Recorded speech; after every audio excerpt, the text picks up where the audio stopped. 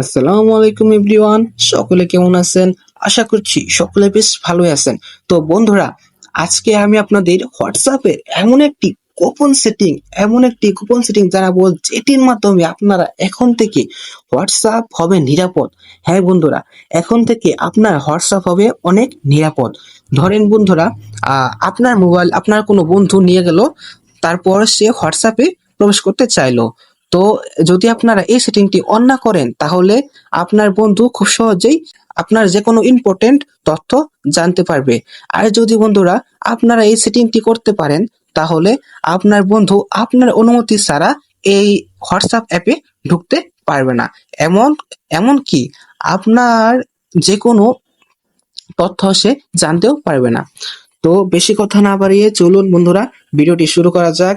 এর আগে বলে নিই, আপনারা যদি আমার এই চ্যানেলটিতে নতুন দর্শক হয়ে থাকেন, তাহলে চ্যানেলটি সাবস্ক্রাইব করবেন এবং কি পাশে থাকা বেল আইকনটি বাজিয়ে দিবেন। তো মূল ভিডিওতে যাওয়া যাক। বন্ধুরা, আপনারা প্রথমেই হোয়াটসঅ্যাপ অ্যাপটি ওপেন করবেন।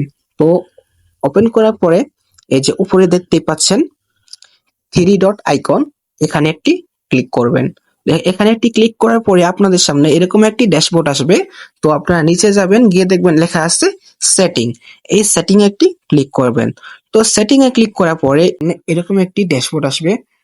এই ড্যাশবোর্ডে আসার পর আপনারা নিচে স্ক্রল ডাউন করবেন। তো স্ক্রল ডাউন করার পর আপনাদের সামনে এরকম একটি আপনাদের সামনে এই দেখেন দেখতে পাচ্ছেন অ্যাপ লক। এই অ্যাপ লকে একটি ক্লিক করবেন।